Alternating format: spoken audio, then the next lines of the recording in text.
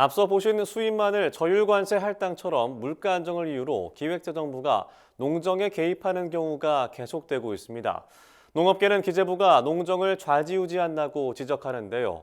정부의 의사결정 순위에서 농업이 후순위로 밀리고 있다는 겁니다.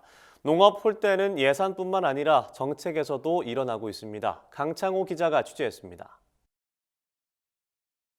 겨울을 맞아 고병원성 조류 인플루엔자가 다시 기승을 부리고 있지만 지난 겨울과 올 봄에도 이에 따른 농가 피해가 심각했습니다. 전국 산란계 사육 마리수의 25%가 살처분되는 등 농가 사육 기반이 위기를 맞았습니다. 농가들은 사육 기반 위축으로 공급이 줄어들었으니 재입식 등 근본 대책이 필요하다고 주장했지만 기획재정부는 달걀 무관세 수입이라는 방법을 선택했습니다. 이는 결국 농가 피해를 가중시키고 달걀값도 잡지 못했다는 평가를 가져왔습니다. 물가 안정이라는 이름하에 너무 산업 현장에 직접 개입한다. 정부한테 하고 싶은 얘기가 물가 관리도 중요하다. 그런데 우리 생존권도 중요하다.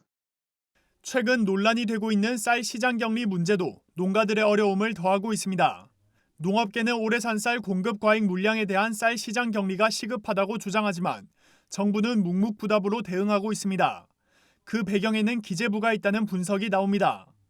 농업계는 올해 양곡관리법상 요건이 충족됐기 때문에 시장 격리를 추진해야 한다고 강조하고 있습니다.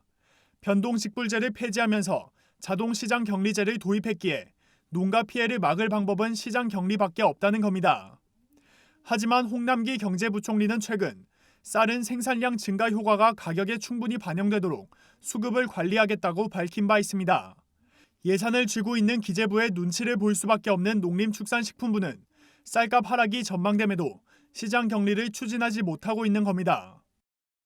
원래 이제 법대로 하면은 지금 3% 초과되면 3% 초과분에 대해서 무조건 시장 격리하도록 그 자동 격리 제도가 도입이 되어 있는데 기재부에서 지금 계속 물가 관리한다고 쌀값을 낮춰라 생산량이 증가한 만큼 가격이 반영될 수 있도록 조치를 해라. 결국은 쌀값을 떨어뜨려라 이런 거거든요. 기재부가 적극적으로 가입을 추진하는 CPTPP 등 거대 통상협정에 대해서도 농업계의 의견은 배제되는 모양새입니다. 농업계는 CPTPP 가입은 국내 농업의 명운이 달린 문제인데도 불구하고 정부가 의견 수렴에 나서지 않는다고 비판하고 있습니다. 앞서 추진된 RCEP도 농업계 의견 수렴 없이 졸속으로 처리되다 국회 비준 단계에서 난항을 겪고 있습니다.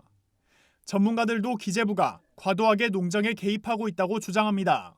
기재부의 역할은 예산과 물가 관리 수준에 한정돼야 하는데 현재는 이를 넘어서 농식품부가 해야 할 수급 관리까지 하고 있다는 겁니다.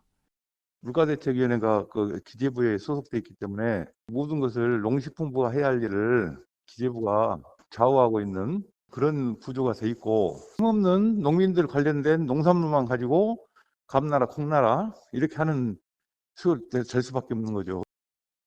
기재부가 농정 컨트롤 타워 역할을 하고 있다는 농업계의 지적이 잇따르는 가운데 농정 주무부처인 농식품부의 역할이 필요하다는 주문이 이어지고 있습니다.